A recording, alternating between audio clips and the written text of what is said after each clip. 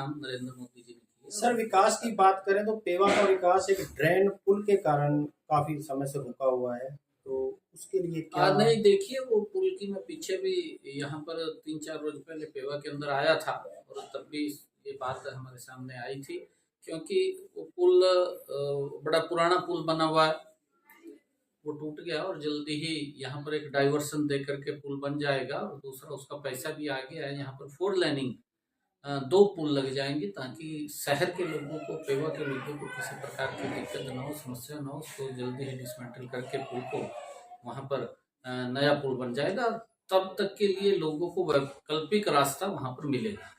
Sir, काफी समय से देख रहे हैं, ये बात कही जा रही है पुल बनने की, लेकिन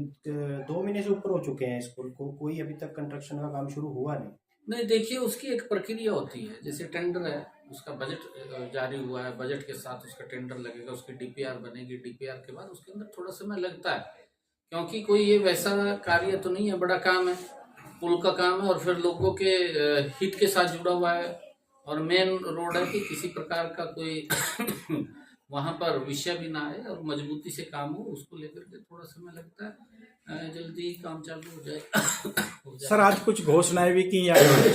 राशि के रूप में। हाँ, आज मैंने पेवा के अंदर भी 31 लाख रुपया देने का काम किया है और जहाँ पर भी चेयरमैन साहब और आदरणीय मंत्री जी संदीप सिंह जी उस पैसे का यूज करना चाहेंगे, कहाँ पर करेंगे तो वहाँ करेंगे। और यहाँ पर भी सैंसा गांव के अंदर विकास कार्यों को बढ़ाने के लिए यहाँ पर भी घोषणा की है, क्योंकि 6,48,000 रुपया आदरणीय मुख्यमंत्री जी ने सैंसा पंचायत के अंदर डाला है और हमने कहा है कि आप इसको खर्च करें, पैसा और आ जाएगा, विकास के लिए पैसे की दिक्कत नहीं है आजकल, क्योंकि इन 8 वर्षों के अंदर मनोहर लाल जी ने और 9 वर्षों में आदरणीय नरेंद्र मोदी जी ने इतना जबरदस्त काम किया कि बहुत सारे गांवों के अंदर तो पैसा लगाने की जगह भी नहीं बची है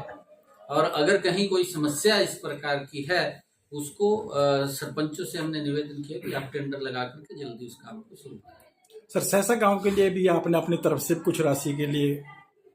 हाँ, यहाँ पर भी दिया है मैंने, यहाँ पर 5 लाख रुपए आदरणीय संदीप सिंह जी ने और 6 लाख रुपया मैंने यहाँ पर देने की बात कही है, उसकी अनुशंसा की है और भी पैसे की अगर आवश्यकता पड़ेगी और पैसा भी देने का काम करेंगे। गांव के अंदर जो भी विकास कार्य हैं हमारे यही सोच है और मनोहर लाल जी तो सबका साथ, सबका विकास, सबका प्रयास और सबका सहयोग लेकर के पूरे हरियाणा प्रदेश का समान रूप से विकास कर रहे हैं, क्योंकि पूर्व की सरकारों ने भेदभाव किए हैं, कांग्रेस की सरकार रही है, क्योंकि कांग्रेस के लोग भ्रष्टाचार में लिप्त रहते थे, वो विकास नहीं कर पाते थे, उनके पास विजन नहीं था। अब मिल रहा है और चाहे ये बजट जो अमृतकाल का बजट आया, इस बजट के अंदर भी आदरणीय नरेंद्र मोदी जी ने जिस प्रकार से मध्यम वर्ग को लाभ पहुंचाने का काम किया, हर तरीके से, हर क्षेत्र के अंदर हर वर्ग को, चाहे महिला है, युवा है, किसान है, मजदूर है, मध्यम वर्ग है,